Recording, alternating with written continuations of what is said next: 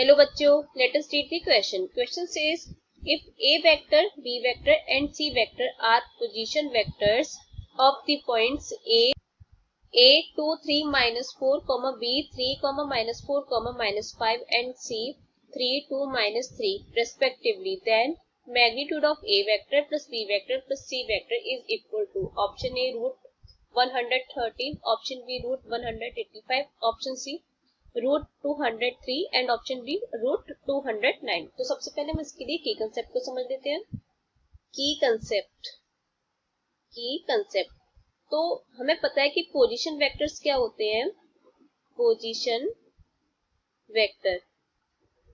Vector जैसे कि हमारे पास है एक वेक्टर ये, जिसका कि ये वाला स्टार्टिंग का जो पॉइंट है वाला ये ओरिजिन होगा और ये कोई पॉइंट पी ले लेते हैं। तो पोजीशन वेक्टर क्या होते हैं, जिनका कि एक पॉइंट ओरिजिन होता है। तो अगर हम इस वेक्टर को लिखें ओपी वेक्टर, अगर पी के हमारे पास पॉइंट है जैसे P1, P2, P3, ये पी के पॉइंट्स है, तो यहाँ से ओपी वेक्टर क्या हो जाएगा, ये हो जाएगा ये हमारे ओरिजिन के जो पॉइंट होंगे 0, 0, 0, तो P1 minus 0, P2 minus 0, P3 minus 0। तो इस तरह से हम इसको एक वेक्टर फॉर्म में लिख देते हैं P1 i cap plus P2 j cap plus P3 k cap. तो इस तरह से हम पोजीशन वेक्टर को रिप्रेजेंट करते हैं।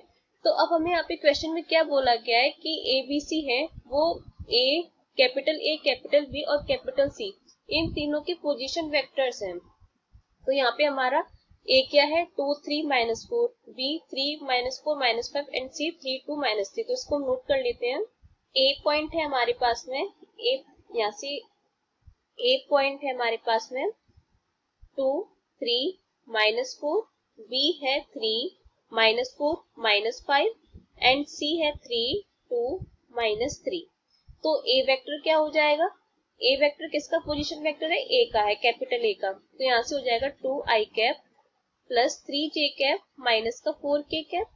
B वेक्टर क्या हो जाएगा, B वेक्टर हमारा है कैपिटल B का पोजीशन वेक्टर, तो 3i cap minus 4j cap minus का 5k कैप।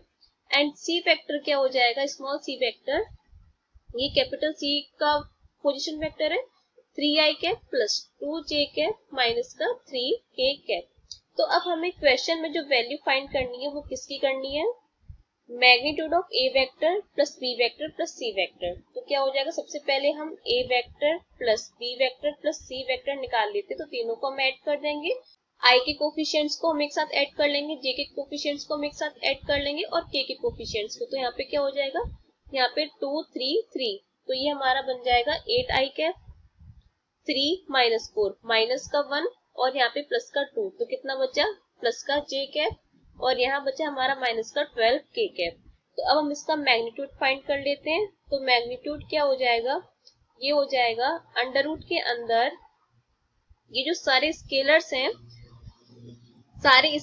हैं उनका हम स्क्वायर कर देंगे, उन तीनों को ऐड कर देंगे। तो क्या हो जाएगा, ये i कैप का स्केलर क्या है 8 है, तो 8 का स्क्वायर 64, या इसको भी लिख देते हैं 8 स्क्वायर प्लस 1 का स्क्वायर प्लस 1 का स्क्वायर प्लस माइनस 12 का स्क्वायर। तो यहाँ से क्या आ जाएगा, ये आ जाएगा 64 प्लस 1 प्लस 144, तीनों को ऐड कर देंगे तो ये हमारा आ जाएगा 2 अंडर रूट के अंदर 2 अंडर रूट 209।